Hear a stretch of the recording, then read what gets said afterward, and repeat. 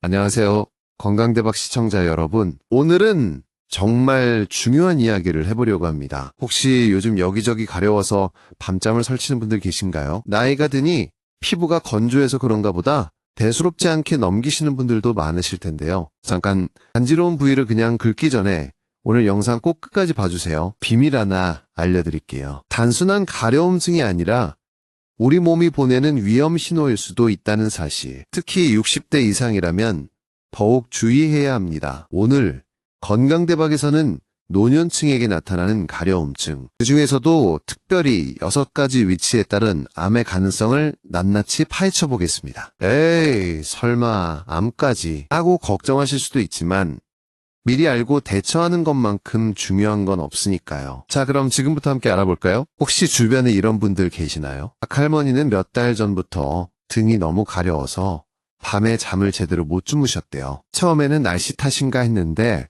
점점 심해져서 병원에 가보니 글쎄 폐암 초기 진단을 받으셨다는 거예요. 물론 모든 가려움증이 암 때문은 아니지만 간과해서는 안 될 중요한 신호일 수 있다는 걸 기억해야 합니다. 오늘 우리가 알아볼 6가지 위치는 바로 겨드랑이, 사타구니, 목, 등, 알, 그리고 유방입니다. 이 부위들이 왜 암과 관련이 있는지, 어떤 경우에 의심해야 하는지, 그리고 어떻게 대처해야 하는지 자세히 알려드릴게요. 특히 이 6가지 위치 외에도 몸 전체에 갑자기 가려움증이 나타나거나 가려움증과 함께 체중 감소, 피로감 등의 다른 증상이 동반된다면 반드시 병원을 찾아 진찰을 받아보셔야 합니다. 자, 그럼 첫 번째 위치부터 알아볼까요? 바로 겨드랑이입니다. 겨드랑이 가려움증은 습진이나 땀띠 같은 일반적인 피부 질환 때문에 나타나는 경우가 많지만 때로는 림프종의 초기 증상일 수도 있습니다. 림프종은 우리 몸의 면역 체계를 담당하는 림프 조직에 생기는 암인데요.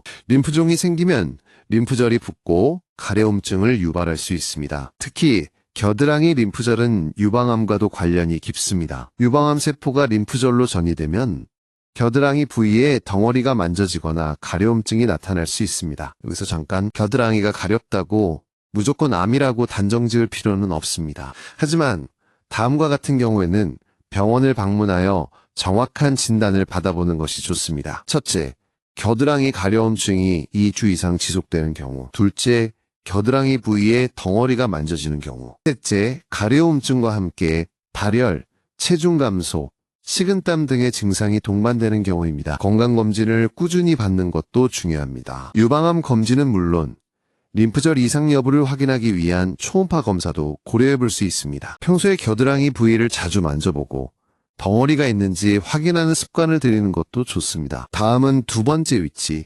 사타구니입니다. 사타구니 가려움증은 무좀이나 습진 또는 속옷과의 마찰 때문에 흔히 발생합니다. 하지만 드물게는 외음부암이나 음경암의 초기 증상일 수도 있습니다. 특히 여성의 경우 외음부암은 가려움증과 함께 피부색 변화, 궤양, 출혈 등의 증상을 동반할 수 있습니다. 남성의 경우 음경암은 음경 부위의 덩어리나 궤양이 생기고 가려움증을 유발할 수 있습니다. 사타구니 가려움증을 예방하기 위해서는 통풍이 잘 되는 속옷을 입고 샤워 후에는 사타구니 부위를 완전히 건조시키는 것이 중요합니다. 또한 꽉 끼는 옷이나 속옷은 피하고 자극적인 세정제 사용도 자제하는 것이 좋습니다. 만약 사타구니 가려움증이 2주 이상 지속되거나 덩어리, 궤양, 출혈 등의 증상이 동반된다면 반드시 병원을 찾아 진찰을 받아보세요. 자, 이제 세 번째 위치, 목으로 넘어가 볼까요? 목 가려움증은 아토피 피부염이나 알레르기 반응 때문에 흔히 나타납니다. 하지만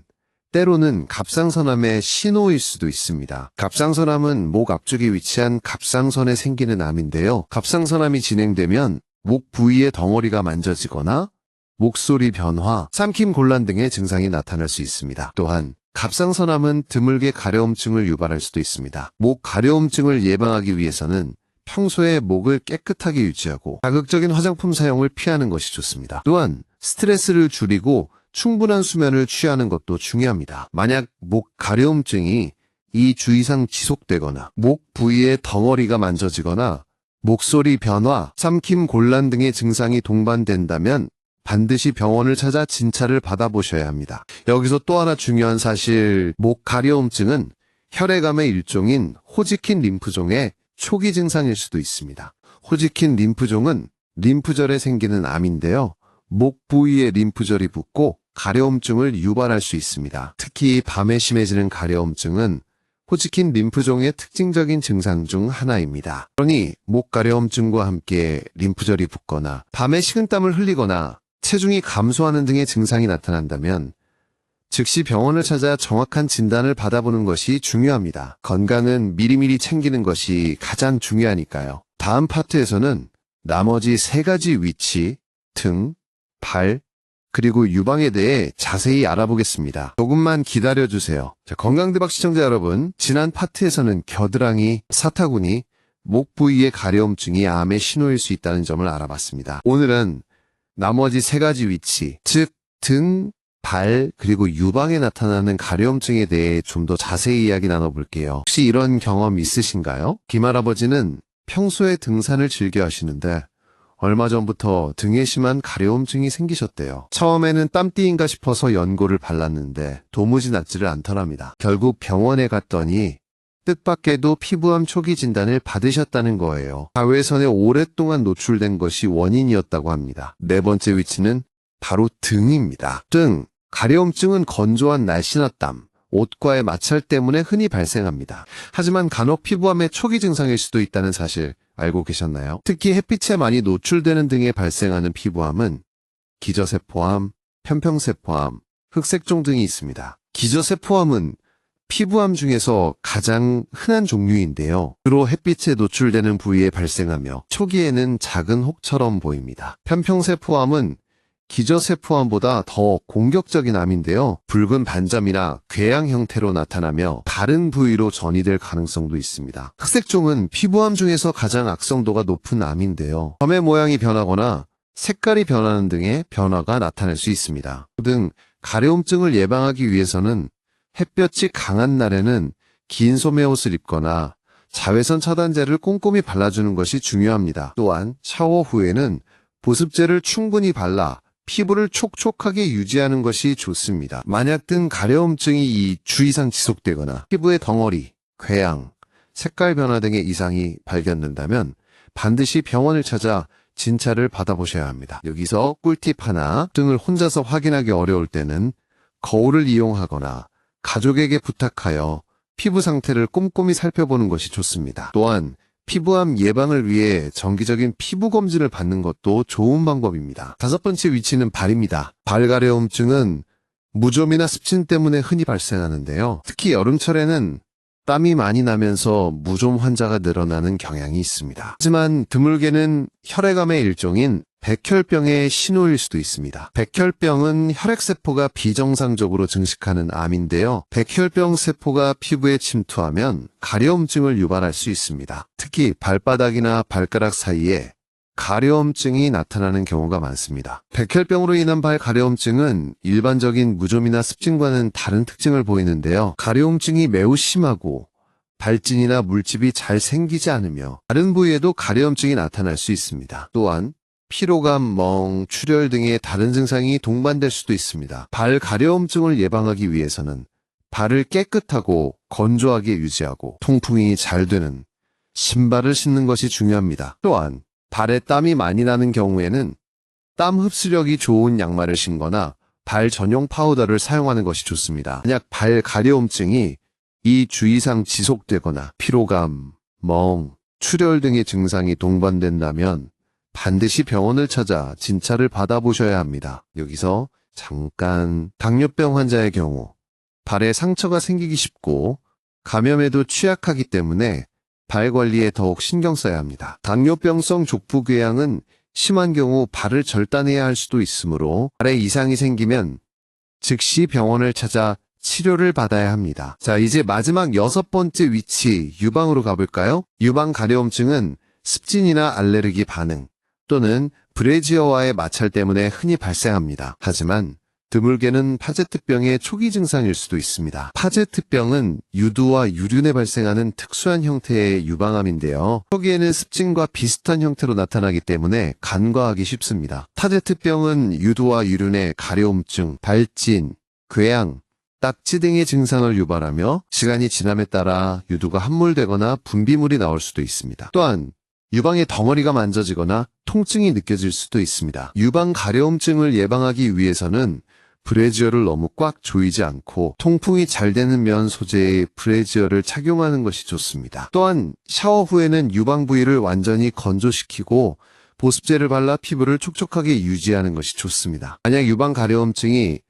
2주 이상 지속되거나 유두와 유륜의 발진, 궤양, 딱지 등의 이상이 발견된다면 반드시 병원을 찾아 진찰을 받아보셔야 합니다. 여기서 중요한 점, 유방암은 조기에 발견하여 치료하면 완치율이 매우 높습니다. 따라서 정기적인 유방 자가검진과 유방 촬영술, 유방 초음파 검사 등을 통해 유방 건강을 꾸준히 관리하는 것이 중요합니다. 특히 40대 이상 여성이라면 매년 유방검진을 받는 것을 권장합니다. 오늘 우리는 노년층에게 나타나는 가려움증, 그 중에서도 특별히 6가지 위치 겨드랑이, 서타구니, 목, 등, 발, 유방에 따른 암의 가능성을 알아봤습니다. 기억하세요. 가려움증은 단순한 피부 문제일 수도 있지만 우리 몸이 보내는 중요한 신호일 수도 있다는 것을요. 다음 파트에서는 이러한 가려움증에 대처하는 구체적인 실천 방법들을 함께 알아보도록 하겠습니다. 잠시만 기다려주세요. 자, 건강대박 시청자 여러분, 지난 두 파트에서는 가려움증이 나타나는 6가지 위치와 함께 각각의 위치가 암과 관련될 수 있다는 정보를 드렸습니다. 많은 분들이 혹시 나도 하는 걱정을 하셨을 텐데요. 너무 불안해하지 마세요. 지금부터는 이러한 가려움증에 대처하는 구체적인 실천 방법들을 함께 알아보겠습니다. 혹시 이런 이야기 들어보셨나요? 최할머니는 평소에 피부가 건조한 편이라 가려움증을 달고 사셨대요. 그러다 어느 날 등에 심한 가려움증이 생겨서 병원에 갔더니 글쎄 피부 건조증 때문이 아니라 혈액암 초기 진단을 받으셨다는 거예요. 평소에 가려움증을 대수롭지 않게 여겼던 것이 후회스러웠다고 합니다. 가려움증에 대처하는 첫 번째 실천 방법은 바로 정확한 원인 파악입니다. 가려움증은 다양한 원인에 의해 발생할 수 있기 때문에 정확한 원인을 파악하는 것이 가장 중요합니다. 피부 건조증, 알레르기, 습진, 무좀, 벌레 물림 등 다양한 원인이 있을 수 있으며 심지어는 암과 같은 심각한 질병의 신호일 수도 있습니다. 따라서 가려움증이 2주 이상 지속되거나 가려움증의 정도가 심해지거나 다른 증상과 함께 나타난다면 반드시 병원을 찾아 진찰을 받아보셔야 합니다. 의사는 병력 청취, 신체 검진, 피부 검사, 혈액 검사 등을 통해 가려움증의 원인을 파악하고 적절한 치료 방법을 제시해 줄 것입니다.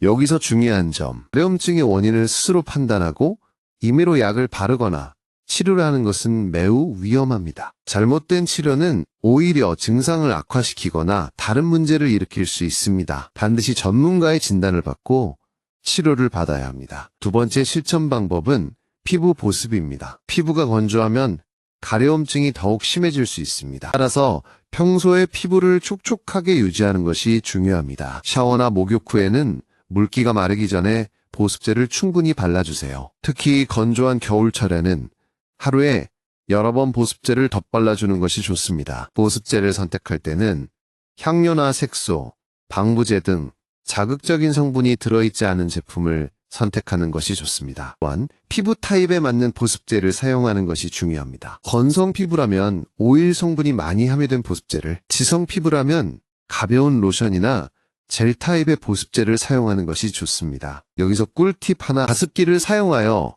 실내 습도를 적절하게 유지하는 것도 피부 건조를 예방하는 데 도움이 됩니다. 실내 습도는 40에서 60% 정도로 유지하는 것이 좋습니다. 세 번째 실천 방법은 자극 피하기입니다. 가려움증을 유발하거나 악화시키는 요인들을 피하는 것이 중요합니다. 꽉 끼는 옷이나 속옷, 거친 소재의 옷은 피부에 자극을 줄 수 있으므로 피하는 것이 좋습니다. 또한 자극적인 세정제나 비누 사용도 자제하는 것이 좋습니다. 샤워나 목욕을 할 때는 뜨거운 물보다는 미지근한 물을 사용하는 것이 좋으며 샤워 시간도 짧게 하는 것이 좋습니다. 샤워 후에는 수건으로 피부를 세게 문지르지 않고 가볍게 두드려 물기를 제거하는 것이 좋습니다. 여기서 잠깐, 알레르기가 있는 경우에는 알레르기 유발 물질을 피하는 것이 중요합니다. 음식, 화장품, 세제 등 알레르기를 유발하는 물질을 확인하고 사용을 중단하거나 피하는 것이 좋습니다. 네 번째 실천 방법은 긁지 않기입니다. 가려움증이 심하다고 긁으면 오히려 피부가 손상되고 가려움증이 더욱 심해질 수 있습니다. 긁는 대신 가려운 부위를 차가운 물수건으로 찜질하거나 가볍게 두드려주는 것이 좋습니다. 또한 손톱을 짧게 깎고 손을 깨끗하게 유지하여 2차 감염을 예방하는 것이 중요합니다. 밤에 잠을 자는 동안 무의식적으로 긁는 것을 방지하기 위해 면장갑을 끼고 자는 것도 좋은 방법입니다. 여기서 중요한 점, 스트레스는 가려움증을 악화시키는 요인 중 하나입니다. 스트레스를 해소하기 위해 규칙적인 운동, 취미 활동, 명상 등을 하는 것이 좋습니다. 또한 충분한 수면을 취하고 균형 잡힌 식단을 유지하는 것도 중요합니다. 다섯 번째 실천 방법은 병원 치료입니다. 가려움증이 심하거나 자가관리로 호전되지 않거나 다른 증상과 함께 나타난다면 반드시 병원을 찾아 진찰을 받아야 합니다. 의사는 가려움증의 원인에 따라 적절한 약물 치료나 물리 치료를 시행할 것입니다. 가려움증 치료에 사용되는 약물로는 항히스타민제, 스테로이드 연고, 면역 조절제 등이 있습니다. 항히스타민제는 알레르기 반응을 억제하여 가려움증을 완화시켜주는 약물입니다. 스테로이드 연고는 염증을 억제하고 가려움증을 완화시켜주는 약물입니다. 면역 조절제는 면역 체계를 조절하여 가려움증을 완화시켜주는 약물입니다. 여기서 꿀팁 하나, 병원을 방문하기 전에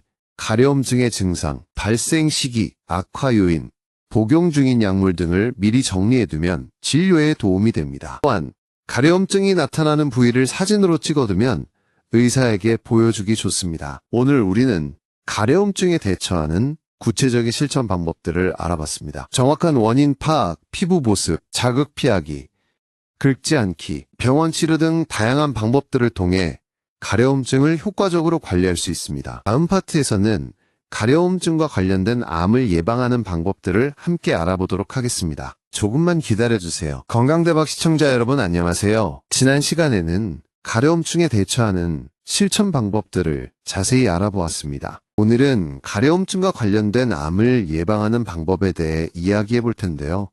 미리 겁먹을 필요는 없습니다. 생활 습관을 조금만 바꿔도 충분히 예방할 수 있다는 희망적인 소식을 전해드릴게요. 혹시 이런 경험 있으신가요?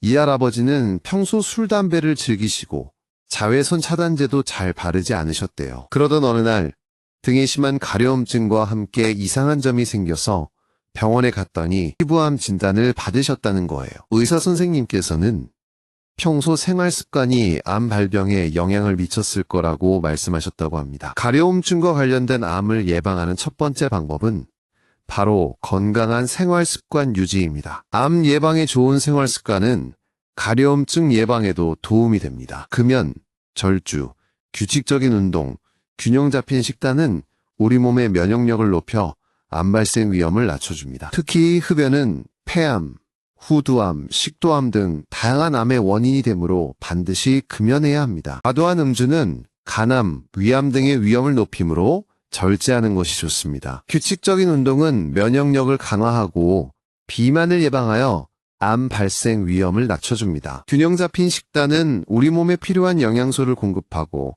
항산화 작용을 통해 암세포 성장을 억제합니다. 여기서 중요한 점, 건강한 생활 습관은 단기간에 효과를 보는 것이 아니라 꾸준히 실천해야 효과를 볼 수 있습니다. 작은 습관 하나하나가 모여 큰 변화를 만들어낼 수 있다는 것을 기억하세요. 두 번째 방법은 자외선 차단입니다. 자외선은 피부암의 주요 원인 중 하나입니다. 따라서 햇볕이 강한 날에는 자외선 차단제를 꼼꼼히 발라 피부를 보호해야 합니다. 자외선 차단제는 SPF 30 이상, PA 이상의 제품을 사용하는 것이 좋습니다. 또한 햇볕이 강한 시간대에는 외출을 자제하고 모자나 선글라스, 긴 소매옷 등을 착용하여 피부 노출을 최소화하는 것이 좋습니다. 자외선 차단제를 바를 때는 얼굴뿐만 아니라 목, 팔, 다리 등 햇빛에 노출되는 모든 부위에 꼼꼼히 발라야 합니다. 또한 땀을 많이 흘리거나 물에 들어갔을 때는 자외선 차단제를 수시로 덧발라줘야 효과를 유지할 수 있습니다. 여기서 꿀팁 하나, 흐린 날에도 자외선은 존재합니다. 따라서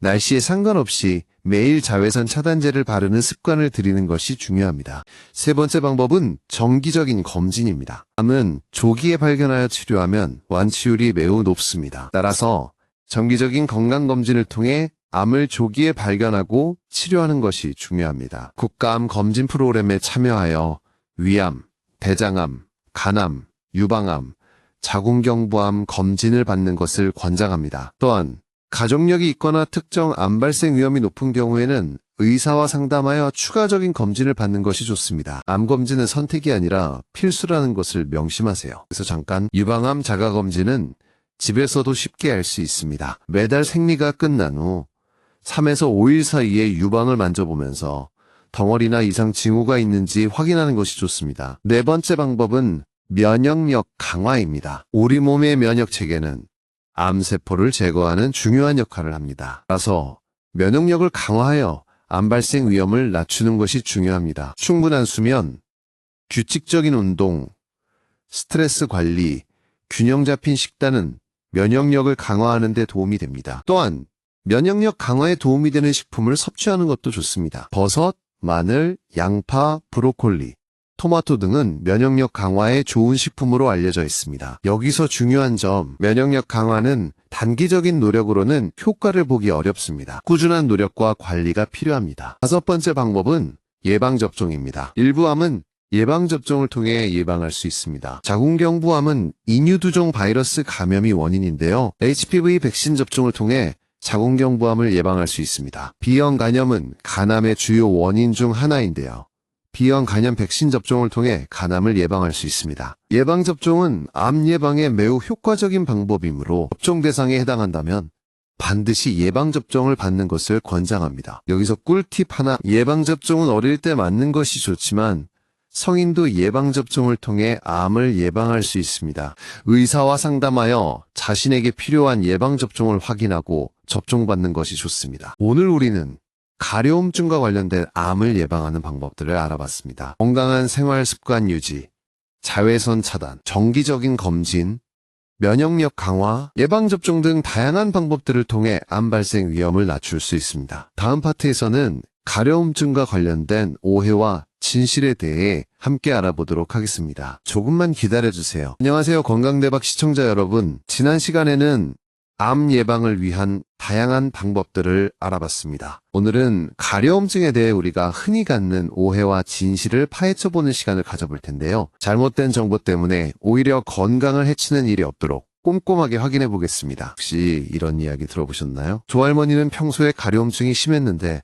나이 들면 다 그런 거지 하면서 그냥 방치하셨대요. 그러다 어느 날 온몸에 심한 가려움증과 함께 체중 감소, 피로감 등의 증상이 나타나서 병원에 갔더니 혈액암 진단을 받으셨다는 거예요. 가려움증을 대수롭지 않게 여겼던 것이 큰 후회로 남았다고 합니다. 첫 번째 오해는 가려움증은 나이 들면 당연한 증상이다 라는 생각입니다. 물론 나이가 들면서 피부가 건조해지고 가려움증이 생기는 것은 흔한 일입니다. 하지만 모든 가려움증이 노화 때문만은 아닙니다. 가려움증은 다양한 원인에 의해 발생할 수 있으며 심지어는 암과 같은 심각한 질병의 신호일 수도 있습니다. 따라서 가려움증이 심하거나 오래 지속되거나 다른 증상과 함께 나타난다면 반드시 병원을 찾아 진찰을 받아보셔야 합니다. 나이 탓으로 돌리고 방치하는 것은 오히려 병을 키우는 결과를 초래할 수 있습니다. 가려움증은 나이 탓이 아닐 수 있습니다. 심각한 질병의 신호일 수도 있으므로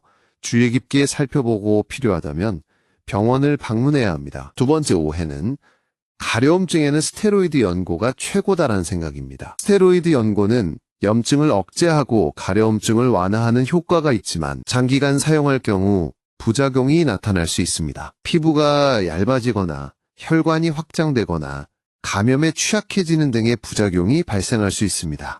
따라서 스테로이드 연고는 의사의 처방에 따라 적절하게 사용해야 합니다. 임의로 장기간 사용하는 것은 매우 위험합니다. 스테로이드 연고 대신 보습제를 충분히 바르거나 항히스타민제를 복용하는 것도 가려움증 완화에 도움이 될 수 있습니다. 스테로이드 연고는 효과가 있지만 장기간 사용 시 부작용이 있을 수 있습니다. 의사의 처방에 따라 적절하게 사용해야 합니다. 세 번째 오해는 가려움증은 깨끗하게 씻지 않아서 생긴다라는 생각입니다. 물론 위생관리가 소홀하면 가려움증이 생길 수 있지만 너무 자주 씻거나 과도하게 세정제를 사용하면 오히려 피부가 건조해져 가려움증이 심해질 수 있습니다. 샤워나 목욕은 하루에 한 번 정도가 적당하며 뜨거운 물보다는 미지근한 물을 사용하는 것이 좋습니다. 또한 자극적인 세정제나 비누 사용은 자제하고 순한 성분의 제품을 사용하는 것이 좋습니다. 샤워 후에는 보습제를 충분히 발라 피부를 촉촉하게 유지하는 것이 중요합니다. 위생관리가 중요하지만 너무 자주 씻거나 과도하게 세정제를 사용하면 오히려 가려움증이 심해질 수 있습니다. 네 번째 오해는 가려움증은 참을 수밖에 없다라는 생각입니다. 가려움증은 참기 힘든 고통스러운 증상입니다. 하지만 긁는 것은 일시적인 시원함만 줄 뿐 오히려 피부를 손상시키고 가려움증을 악화시킬 수 있습니다. 가려움증을 참기 힘들 때는 차가운 물수건으로 찜질하거나 가볍게 두드려주는 것이 좋습니다. 또한 손톱을 짧게 깎고 손을 깨끗하게 유지하여 2차 감염을 예방하는 것이 중요합니다. 의사의 처방에 따라 항히스타민제나 스테로이드 연고를 사용하는 것도 가려움증 완화에 도움이 될 수 있습니다. 가려움증은 참을 필요가 없습니다. 다양한 방법으로 가려움증을 완화할 수 있습니다. 다섯 번째 오해는 가려움증은 전염된다라는 생각입니다. 가려움증은 대부분 전염되지 않습니다. 하지만 옴이나 사면바리와 같은 기생충 감염으로 인한 가려움증은 전염될 수 있습니다. 옴은 피부에 굴을 파고 사는 기생충으로 심한 가려움증을 유발합니다. 사면바리는 음모에 기생하는 기생충으로 역시 심한 가려움증을 유발합니다. 옴이나 사면바리에 감염된 경우에는 반드시 병원을 찾아 치료를 받아야 하며 가족이나 배우자도 함께 치료를 받아야 합니다. 대부분의 가려움증은 전염되지 않지만 옴이나 사면바리와 같은 기생충 감염으로 인한 가려움증은 전염될 수 있습니다. 오늘 우리는 가려움증에 대한 오해와 진실을 알아봤습니다. 잘못된 정보에 현혹되지 말고 정확한 정보를 바탕으로 건강을 관리하는 것이 중요합니다. 마지막 파트에서는 오늘 배운 내용을 정리하고 가려움증으로부터 자유로워지는 방법을 제시해드리겠습니다. 잠시만 기다려주세요. 영상을 끝까지 시청하시면 더욱 유익한 정보를 얻으실 수 있습니다. 건강대박 시청자 여러분, 드디어 마지막 파트입니다. 오늘 우리는 노년층에게 나타나는 가려움증, 그 중에서도 6가지 특정 위치와 암의 연관성에 대해 심도 깊게 다뤄봤습니다. 처음에는 에이, 설마 하셨을 수도 있지만 가려움증을 단순한 피부 문제로만 치부할 수 없다는 것을 아셨을 겁니다. 오늘의 내용을 간단하게 정리해 볼까요? 우리는 가려움증이 나타나는 6가지 위치, 즉 겨드랑이, 사타구니, 목, 등, 발, 그리고 유방에 주목해야 한다고 말씀드렸습니다. 이 부위의 가려움증은 림프종, 외음부암, 갑상선암, 피부암, 백혈병, 파제트병과 같은 심각한 질병의 초기 신호일 수 있다는 것을 기억해야 합니다. 물론 모든 가려움증이 암을 의미하는 것은 아니지만 간과해서는 안 될 중요한 단서가 될 수 있습니다. 가려움증에 대처하는 실천 방법으로는 정확한 원인 파악, 피부 보습, 자극 피하기, 긁지 않기, 그리고 필요한 경우 병원 치료를 받는 것이 중요하다고 강조했습니다. 또한 건강한 생활습관 유지, 자외선 차단,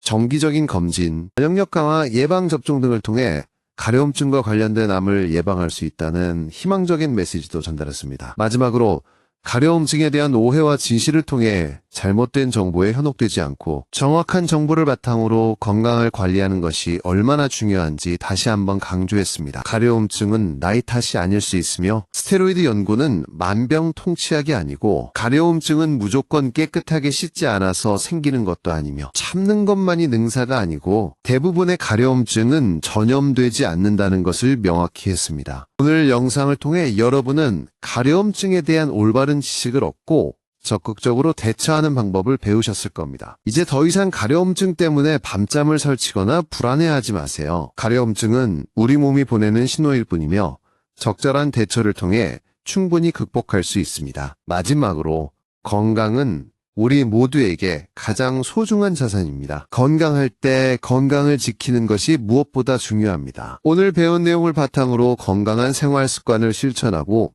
정기적인 검진을 통해 건강을 꾸준히 관리하세요. 건강대박은 언제나 여러분의 건강한 삶을 응원합니다. 오늘 영상이 여러분에게 조금이나마 도움이 되었기를 바라며 다음에도 더욱 유익하고 흥미로운 건강 정보로 찾아뵙겠습니다. 건강하세요. 그리고 혹시 오늘 영상 내용 중에 궁금한 점이 있다면 언제든지 댓글로 문의해주세요. 건강대박은 여러분의 질문에 항상 귀 기울이고 있습니다. 지금까지 건강대박이었습니다. 감사합니다.